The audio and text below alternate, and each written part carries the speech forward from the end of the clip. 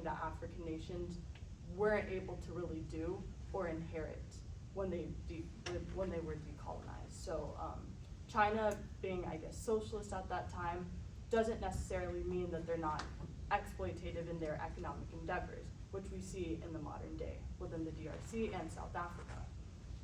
And I think that's actually one of the prime methods of creating that ability to grow economically. Protectionism is necessary in the accumulation of capitalism. So. Yeah, thank you. And finally, we didn't have time to get to all the songs, but can you just speak a little bit? You mentioned the Nicaraguan Revolution, and a lot of the songs, some penned by Sandino himself and others, can usually point to some specific kind of like event, some kind of the sort of narrative of revolution gets shaped, not so much about, you know, the government is evil, join the fight. There's some, usually some deeper moment or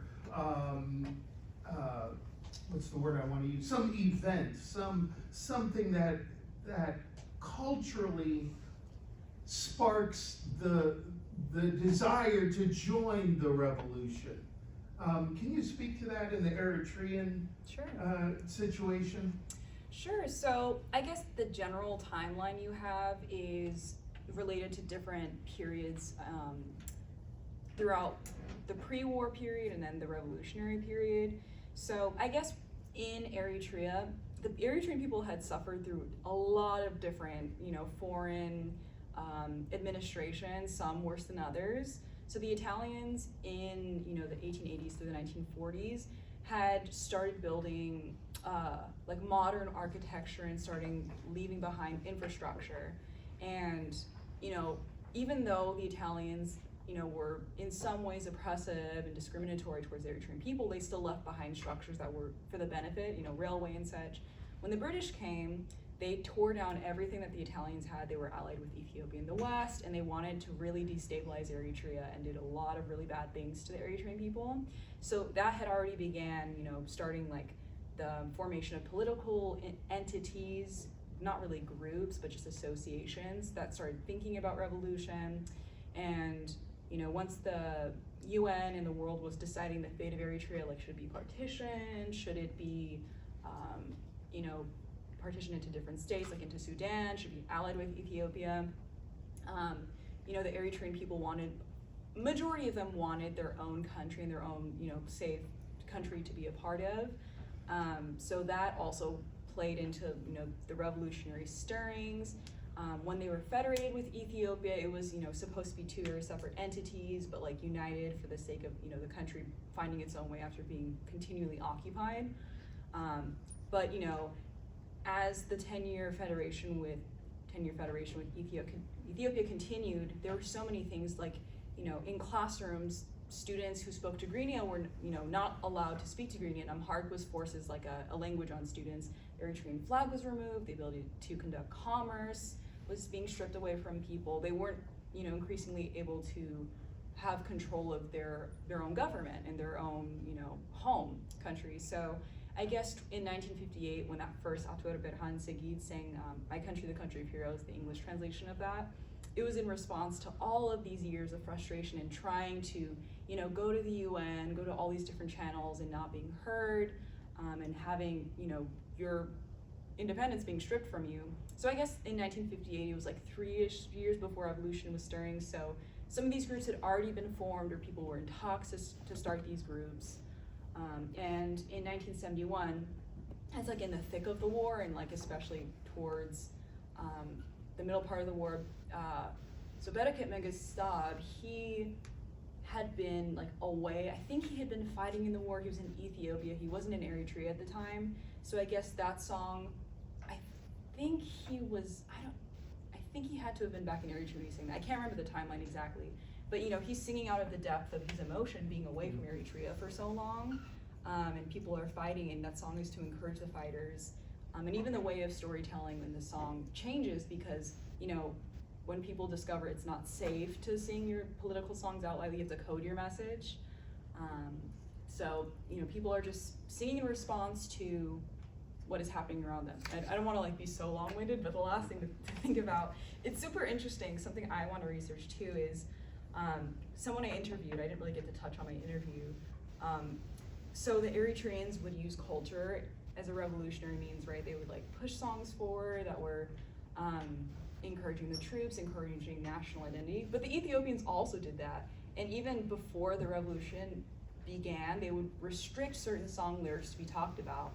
And the musician I interviewed, Adam Kibriob, talked about how he wrote a song in his neighborhood and the Ethiopians came to his neighborhood and said, oh, you can't sing these lyrics, you have to superimpose your songs about Ethiopians and songs that's about the Eritreans that you're trying to sing about. That was kind of a convoluted thought, but lots of thoughts, lots of things. So, Thank you. yeah. Any other questions? Another question for Miriam. I really appreciated your presentation and talking about how there's a lot of wonderful examples of how culture is critical to sort of revolutionary movements, revolutionary fights, and in particular, sort of the comparison to China, to kind of Maoist approaches to cultural work and how that plays into revolution. And actually, I have a little bit of background in Chinese dance, and one sort of comment or one idea that comes out of that is that there's kind of this interconnection between music and dance, and you can't always separate the two cleanly, and wherever you have one, you have the other. And in particular in China, there was a lot of work done on dance and sort of creating new dance styles that were meant to be revolutionary. And I'm curious if you know about, or if there's any research being done, or if you would want to do more research about sort of the dance, if there's any that corresponds with the revolutionary music in Eritrea, and how those two might sort of interact. Absolutely, absolutely. So that's a statement I completely agree with. And in I think more Western ways of approaching music, we have these more like boxes that we put things in. We have dance, we have music, we have theater. Genres are very much like cut up and split that way. And in a lot of just music from across the world, you can't really look at it from that lens. And even, I'm pursuing ethnomusicology. Like, there's a field called, like a little subfield, I don't know if they're connected, but there's choreography. Yeah, but absolutely, you cannot separate the two. And again, it's kind of outside of the scope of my presentation, but I'm absolutely 100% in agreement with you. Even when it comes to certain, things that you hear in certain drum beats, I'm Tigrinya, so that's my family sociolinguistic affiliation. I don't know if you've ever seen Eritrean Ethiopian dance. If you haven't, please do your favor and Google it. There's a lot of shoulder movement that's very much a hallmark of our dance. And there's so many different ethnic groups in Ethiopia and Eritrea, and there are all different movements that correspond to different things happening in the music. So, for my musicians out there, if you hear a more like swung beat, you'll see like that with the movements of the dancers. But in a different ethnic group, that swung beat might more be like straight 16th, and there's also different dance movements that correspond with that.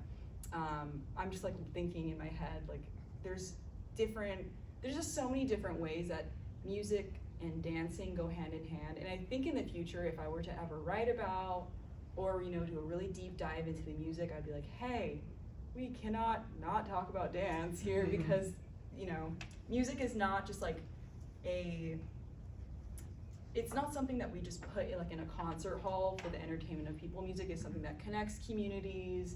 It's something that is used to express, like what's going on, especially in political music. So yes, you're completely right. We can't separate music and dance. I just didn't have 10 minutes to talk about it. Of course, yeah.